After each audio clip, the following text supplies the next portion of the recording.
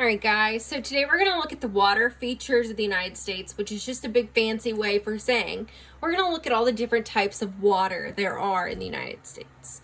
So we are lucky to have two oceans. We have the Atlantic, which we live next to, and the Pacific Ocean, which is located on the West Coast. So just a little friendly reminder in case you forgot, we live right there, okay? So we would have the Atlantic Ocean. We also have some fun rivers. We've got the Mississippi, okay, which is right here and goes all the way down out through Louisiana, which kind of looks like a foot or a shoe or a boot, and goes right on out into the Gulf of Mexico. The Missouri River, which starts all the way over here in Montana, goes all the way down through the Dakotas, and then stops at the Mississippi River. We've got the Ohio River, which goes right through here, goes on the outskirts of Kentucky and Ohio. All right, we've got the Colorado River, which starts, you guessed it, Colorado. Goes right on out.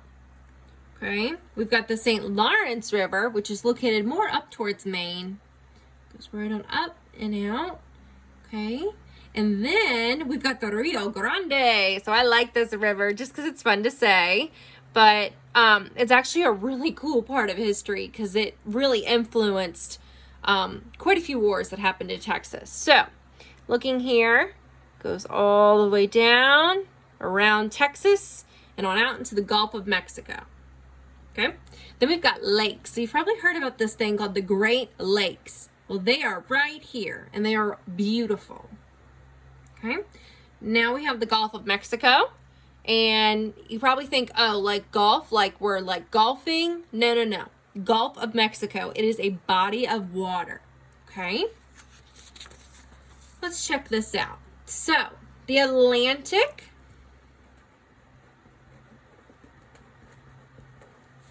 the Pacific, and you guessed it, the Gulf Coast, have provided access to other parts of the world. So guys, let's look back at this picture here. So we've got the Atlantic Ocean and the Pacific Ocean, the Gulf of Mexico.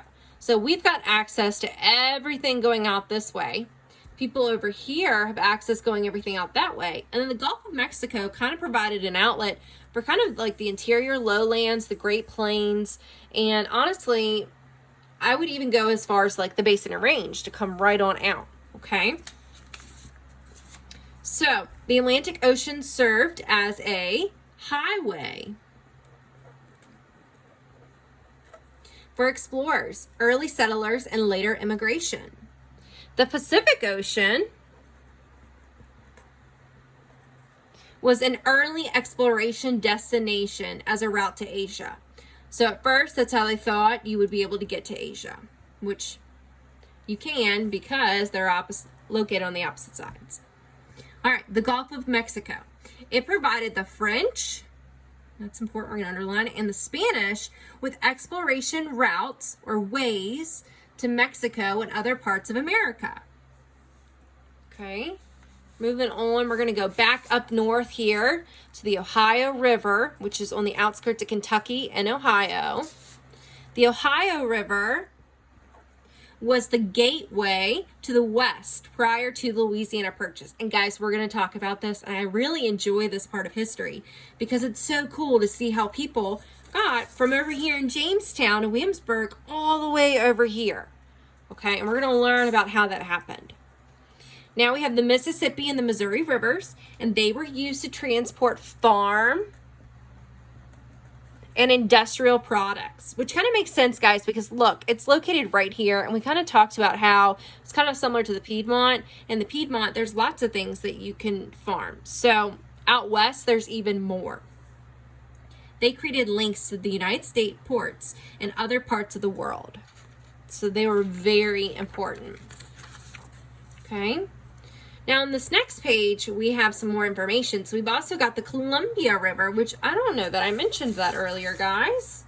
I didn't. I'm so sorry. Let's go back. So the Columbia River is located in between Oregon and Washington. And it's got a lot of interesting history with it. It's an extremely dangerous trait out there because of the way that the water flows, which is very interesting that settlers were able to get through it. So, the Columbia River was explored by Lewis and Clark.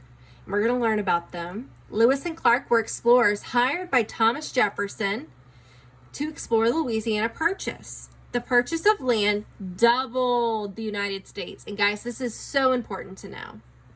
The Colorado River was explored by the Spanish. The Rio Grande River forms parts of the border with Mexico. See? Right through here. Okay?